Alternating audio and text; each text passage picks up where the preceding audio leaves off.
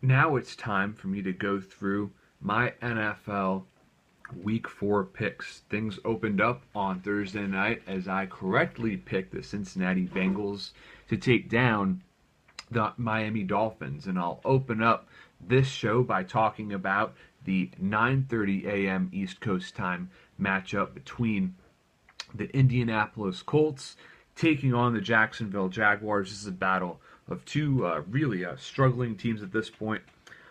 You know, really, Blake Bortles had a nice Week 1 performance, but has kind of fallen off since then. However, Allen Robinson did have a nice game last week, but ultimately in this one, I think quarterback play is going to make the difference. I like Andrew Luck a lot. It seems like his shoulder problem is not a serious one, so I will take the Colts to win a close one that could really end up turning into a shootout. Now, the Cleveland Browns traveling to take on the Washington Redskins. There will be no RG3 reunion, as Griffin, of course, is out injured, unsurprisingly. And Josh McCown is also out, too. So that puts Cody Kessler in at starting quarterback for the second week in a row. And really, Terrell Pryor had an unbelievable game last week, lining up at receiver, quarterback, even on defense. He just had a phenomenal game. I think the Redskins will be a little bit more prepared this time around, although losing D'Angelo Hall for the season certainly doesn't help. You would think that Josh Norman will be covering Pryor, considering that Josh Gordon is out and he's likely going to be cut by the Browns after entering rehab. But at any rate, the Redskins pulled off a massive win over the Giants last week, and I'm looking at Kirk Cousins to consolidate that momentum and lead the Redskins to victory in that one. So I'm taking the Skins in that game. Now, in terms of the Bills and Patriots, there's been a ton of speculation regarding who New England's quarterback will be. Jacoby Brissett has the thumb injury. Jimmy Garoppolo, if he was to play, he would be rushed back onto the field, probably not physically ready in his case. And you saw Rex Ryan kind of trolling earlier this week trying to figure out who the quarterback's going to be. It could be very well Julian Edelman, who played quarterback at Kent State, but it doesn't matter who the quarterback of the Patriots is. This game is being played in Foxborough. Bill Belichick absolutely has Rex Ryan's number, no matter where or when they play. So look for the Patriots really to win this game. Not too tough of a pick right there, in my opinion. Also, looking at the action here, the Seahawks are traveling the coast, or traveling the country, I should say, all the way to New York to take on the New York Jets. And really, one thing that a lot of people haven't been talking about is how banged up the Seattle offensive line is. That's kind of led to the problems Russell Wilson's been having with his health. He was short of mobility early on with his ankle problem, and now he is probably going to be even more devoid of his running ability that makes him so threatening. So it's going to be an ugly game in this one. Ryan Fitzpatrick was absolutely horrible last week, throwing 6 picks. However, I do like the New York Jets to bounce back. The Rams beat the Seahawks by unveiling a conservative offensive scheme. I look for the Jets to do that, and they can do that having Matt Forte as an option in the backfield. So give me the Jets, and will probably be a very difficult game to watch for the casual fan. For the Panthers and Falcons, Carolina traveling to take on Atlanta. Quality pass rushes have really exposed Carolina's offensive line early on in the season. Fortunately for Cam Newton, Atlanta does not have one of them. So I like the Panthers to bounce back in this one. However, it is important for people to know that the Panthers are just not as good as they were last season. So it could be a close game, but give me Carolina. All right, now I'm in terms of Lions and Bears. This is a battle of really, I think, defenses that have been struggling so far. Detroit's desperation. They're going to have, a really, really tough time, I think, going up against rookie running back Jordan Howard. I think he will have a big day for the Bears. The Bears are winless thus far. They're playing at home. They know they need a win, so I think desperation wins out with Chicago beating Detroit. And in terms of the Titans traveling to take on the Texans, the Titans have a strong run defense. However, their pass defense is terrible. The Texans have extra time to prepare after their beatdown they took against the Patriots. Of course, they're going to be struggling with the loss of J.J. Watt. However, I think Brock Osweiler is going to have a big day, throwing the ball in particular to DeAndre Hopkins. So I like the Texans to win at home.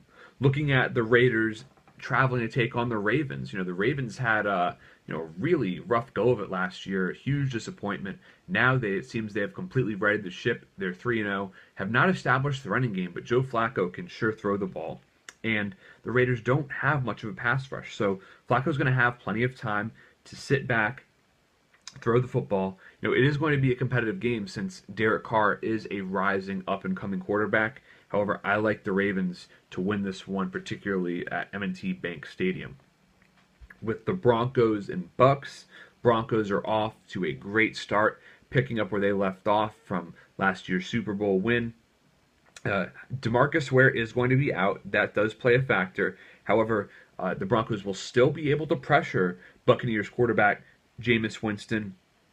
We're still trying to figure out if Trevor Siemian is the real deal. He was a 7th-round pick after all. However, he has built solid chemistry up to this point with Demaryius Thomas and Emmanuel Sanders. So I think that's going to play a major factor in the Broncos going out, traveling on the road to take down the Bucks.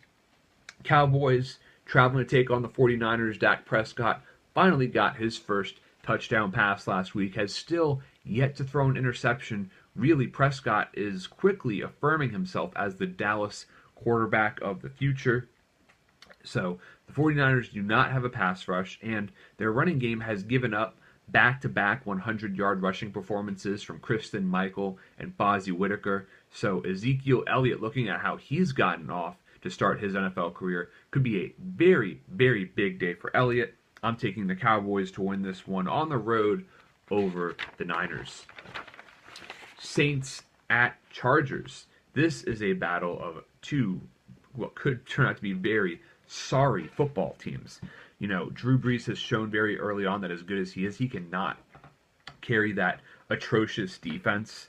However, he is familiar with San Diego, having played there before, albeit a long time ago. The Chargers seem like they're just falling apart at the seams. They've lost 2 of their best offensive players for the season with Keenan Allen and Danny Woodhead. Dunzo, IR, goodbye. That's going to really hurt them. So as bad as the Saints defense is, I think Drew Brees will pull off this win on the road. Now, Rams traveling to take on the Cardinals. Surprisingly high betting line. I believe it's 8-point favorites, the Cardinals are. But Carson Palmer threw 4 picks last week against a defense that's not even that good in the Buffalo Bills. So really just a terrible start to the season for Palmer. However, David Johnson, in my opinion, is a top 5 running back in the NFL, maybe even top 3. Johnson is just a truly wonderful talent. I think he's going to do big things in this game. And on the opposite side of the ball, Todd Gurley will also have a big game. So I think this game will be decided by less than a touchdown, and I have the Cardinals winning at home. Chiefs traveling to take on the Steelers. And, what's really a huge story in this game, Le'Veon Bell finally back. Just a phenomenal running back when he is on his game. Going to make a huge factor for the Steelers. Really just a shocking loss they suffered last week against the Philadelphia Eagles. I don't think anyone saw that coming. So really, they're going to be looking to bounce back. I don't think Alex Smith is going to rise to the occasion on this one, and the Steelers really have too much offensive firepower to not recover here. Give me the Steelers winning convincingly over the Chiefs. Now, Monday Night Football action. The Giants travel to take on the Minnesota Vikings. People made such a big deal of Adrian Peterson's injury, but what people should be making a bigger deal out of is the fact that the Vikings have the best defense in football. Whatever offense they go up against, they make it look terrible. They're so talented. They sacked Cam Newton 8 times last week. and the Giants have struggled to protect Eli Manning thus far. They don't have a running game to lean on. Shane Vereen's out of the lineup. All those things put together, it's going to be a rough Monday night for the Giants. Sam Bradford has done a good job so far of leading the Vikings, so I'm taking the Vikings to win that game on Monday Night Football. So with that, I leave you with my NFL Week 4 picks.